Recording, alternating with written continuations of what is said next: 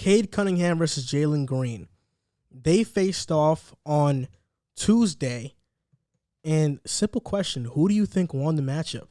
And recap the game for us. What did you see from Cade? What did you see from Jalen Green? But ultimately, who won the matchup? People are going to think I have a bit of a bias towards Cade because I've been posting a lot of Detroit Pistons stuff and, reposting Cade. But I think, the way the game went, I'm just speaking off. I know people are going to look at just the box score and think Jalen won the matchup. But I think people need to really go watch the game and specifically look at when Cade and Jalen matched up, like when they were guarding each other. And I think when they matched up together, I think Cade won the matchup. I think starting off in the first half, you've seen a lot of turnovers from Jalen Green. I think you've seen a lot of the game plan. Jalen coming off a screen. I think what they've noticed in Jalen Green is he's good in a pick and roll if he's looking to score. But when he's looking to be a playmaker or when he's turned into a playmaker, he makes a lot of turnovers. He makes bad decisions. So what I noticed from Detroit is when he sets a screen, they blitz him. They blitz him hard or they hit him off the double. On Cade, and what I noticed, Cade was taking him a lot off the dribble. He was posting him up. He kind of was playing bully ball with Jalen Green, using his size to his advantage. Even one time he hit him on a Euro step. He kind of moved him with his body, so I noticed that a lot too. Jalen Green didn't really feel comfortable until Cade was out the game, and his coach, I don't know Houston's coach, but his coach put Jalen in the game, and it was kind of like Cade wasn't out, and Jalen kind of got the rhythm. Josh Christopher, we seen him a little bit on Cade. I think he was a bit more effective on Cade than Jalen Green. But all in all, I think, watching them two match up, you could just see with Jalen, he's going to be an elite scorer in this league. You see it. It's there. He has the moves. He has the talent. It's just I think his frame is going to be a little bit, tricky his rookie year, but he's going to figure that out.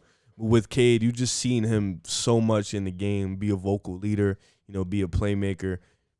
The jump shot is obviously there, be a scorer. But all in all, I think the matchup went to Cade when they matched up together. But obviously, Jalen won the game. He scored more points. But I think Cade won the individual matchup. Yeah, I'll say that too. I'm huge on Cade right now. For me, I don't know. When I was watching the game, they were like, "Oh, Cade got 4 turnovers. Jalen Green got 4 turnovers." I'm like, "All right," but they were holding the ball the most time. That's just bound to happen throughout that. But looking at the numbers, Cade with a -8 and Jalen Green had a plus 17. So, I mean, I'm gonna be real. I did not watch that game, but I still feel like Cade Cunningham's overall game is way better than Jalen Green. I mean, that's pretty much, I don't know if it's obvious, but I feel like that's just a general consensus right there. But for me, I just think Cade, when I see Cade play in college, it's like he'll figure it out. He's got the intelligence to it. I feel like that's a point that a lot of people don't discuss in the NBA. Your basketball IQ takes you a long way. Now, Jalen Green being a scorer, that already speaks to his IQ enough, knowing how to get to your spots and get those shots off. But Cade, I mean, he's a great passer, and he's good. Like I said, the IQ is better. So, I mean, yeah, Jalen Green won this matchup, but, going into the future and looking in terms of, who's going to have a better career, I'm not going to pick that out right now. But Cade has a way better all-around game, and I think that's, going to speak to it in the future. Rev. Yo. Watching this game, was tuned in. I was actually playing basketball while this game was happening. Oh, yeah, I remember. Yeah, I was playing basketball, but then once the game started, I said, yo, subbing out. I'm tuned in. YouTube TV, great luxury to have. Same. I was watching it, was tuned in, locked in. I don't think that matters much about when they were both on the court. What I was looking for was who looked better. When I watched the game, who looked better?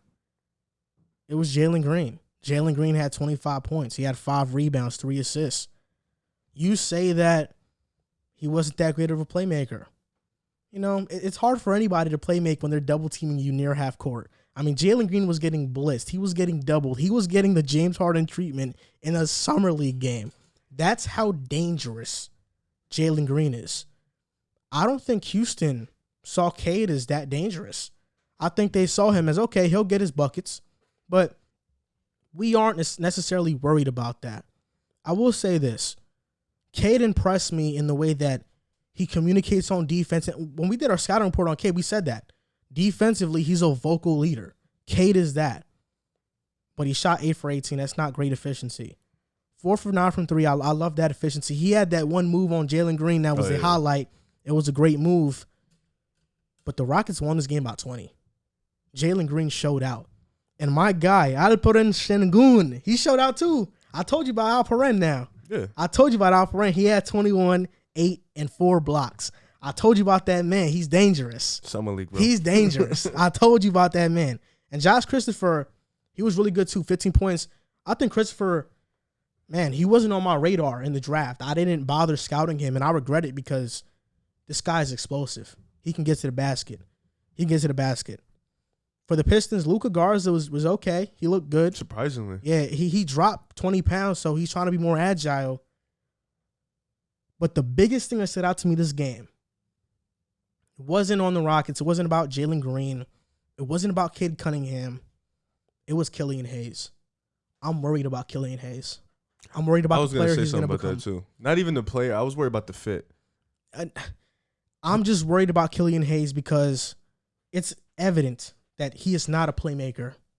He's not a guy who can be the primary facilitator on the offense. He's not a good shooter. He lacks aggression. He's an elite defender, though. In terms of defense, he's a great defender. And Jalen Green had his moments against Killian. He was giving him the business.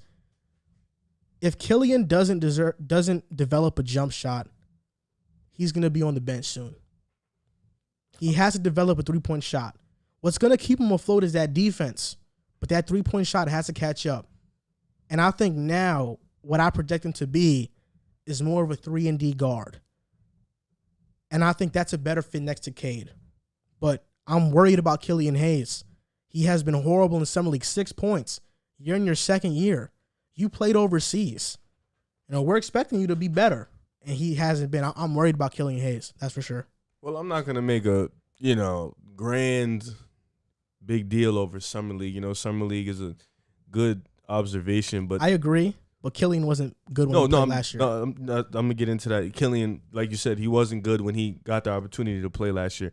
But speaking on that, I do think Cade's best success, and I think Detroit's going to realize it's him being the lead guard. I think that's when I know we talked about him playing the 3 or being. I think he needs to be the certified 1 and just be versatile in that aspect. I think we've kind of figured that out early. I didn't think it'd be this early where we figured it out, but Summer League game 2, he needs to be there. I think him off ball, he can do that, but I don't think Killian is the guy to let that happen to. I think if it was somebody else, maybe like a magical situation with Chris Paul or something like that, that would be fine. But Killian isn't that guy.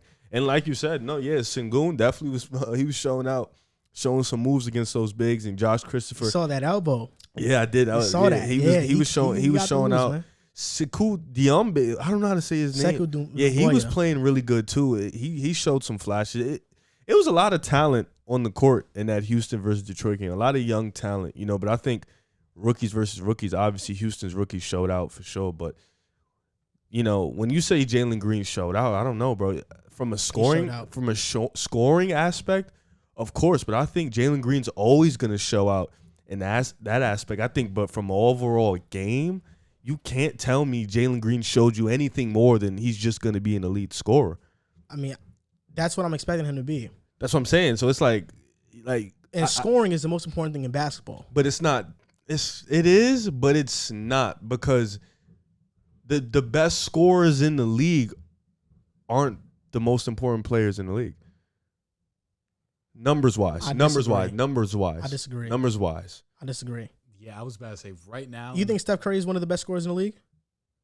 Yeah. He's one of the most important too. But Bradley Beal isn't. What about James Harden?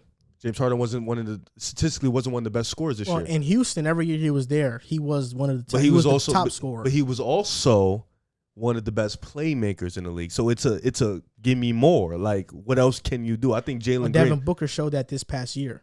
I mean, one of the best scorers in the league was one of the most important players too.